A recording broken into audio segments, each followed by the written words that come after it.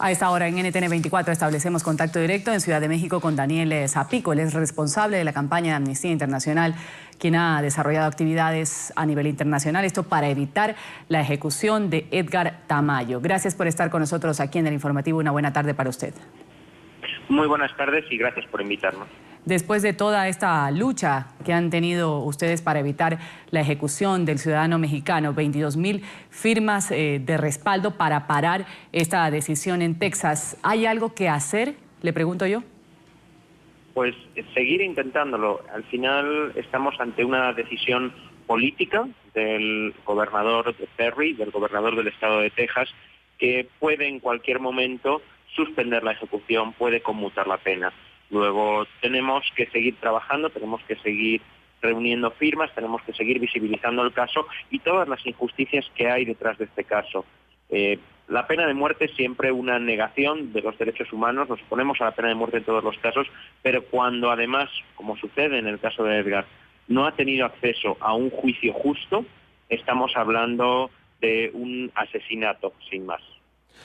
Ahora, quiero preguntarle, señor Zapico, este hombre asesinó a un agente de policía en los Estados Unidos en el año 94. Dentro de todo este proceso, ¿ustedes sí están de acuerdo con que tiene que pagar algún tipo de pena?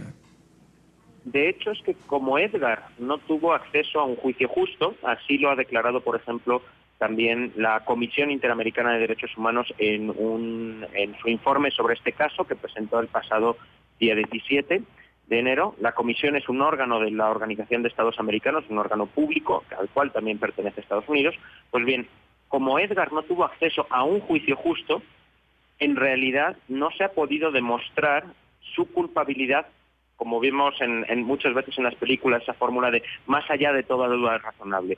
El juicio justo es fundamental para garantizar que la persona que ha resultado condenada sea realmente la persona que es responsable. Edgar está acusado de un homicidio, es cierto, sin embargo, en el proceso judicial no se tuvieron en cuenta ciertos elementos que podrían demostrar o bien que Edgar no lo hizo, o bien, como señalaban en la nota introductoria al hablar de la posible discapacidad de Edgar, que aunque él lo hubiese hecho, su responsabilidad penal es menor, está disminuida y, según la propia legislación de Estados Unidos, no se debe de ejecutar a ninguna persona que presente una discapacidad intelectual porque no tiene manera, capacidad de ser responsable en el momento, de ser consciente en el momento de los hechos y de las consecuencias que estaban teniendo.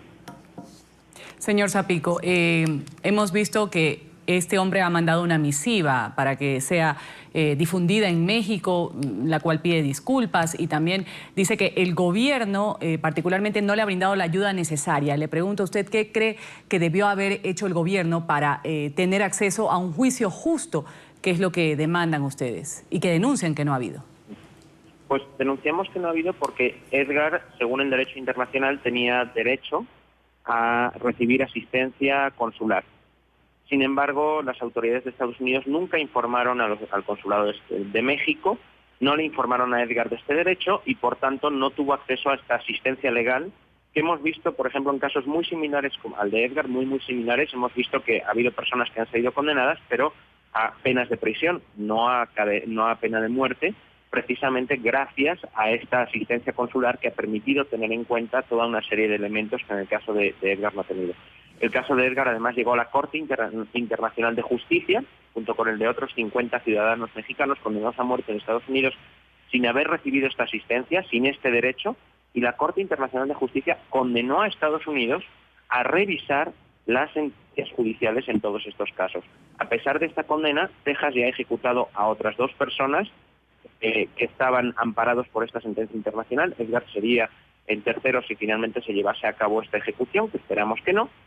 Y por eso creemos que no es solamente una injusticia, estamos hablando de que Estados Unidos, al no cumplir con esta sentencia, está incumpliendo con el derecho internacional.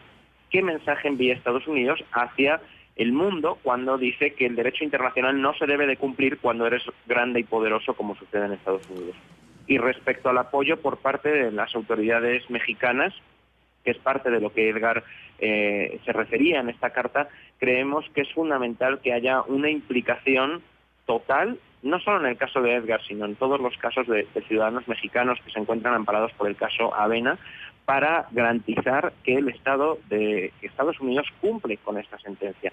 Hay una iniciativa de ley que está desde el 2011 pendiente de discusión en el Congreso de Estados Unidos para cumplir con esta sentencia internacional, evitar que se produzcan más casos como las 2 ejecuciones que ya se han producido y como el de Edgar, pero esta iniciativa no avanza. Creemos que es fundamental que haya una presión muy fuerte por parte del gobierno mexicano para que avance de una vez y para que Estados Unidos cumpla con sus obligaciones. No puede ser que Estados Unidos incumpla el derecho internacional, ejecute ciudadanos mexicanos impunemente sin cumplir con las mínimas garantías de un proceso justo y no suceda nada en las relaciones entre ambos países. Esperaremos qué sucede este miércoles. Señor Daniel Zapico, responsable de campaña de Amnistía Internacional en México, muchas gracias por habernos atendido. Muchas gracias por brindarnos la oportunidad de compartir con toda la audiencia.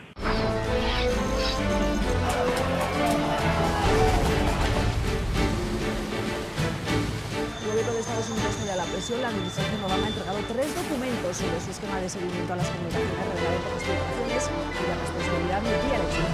Periodista de la Álvarez. Las elecciones presidenciales de Venezuela, donde resultó electo como mandatario de este país, Nicolás Maduro, ya que la organización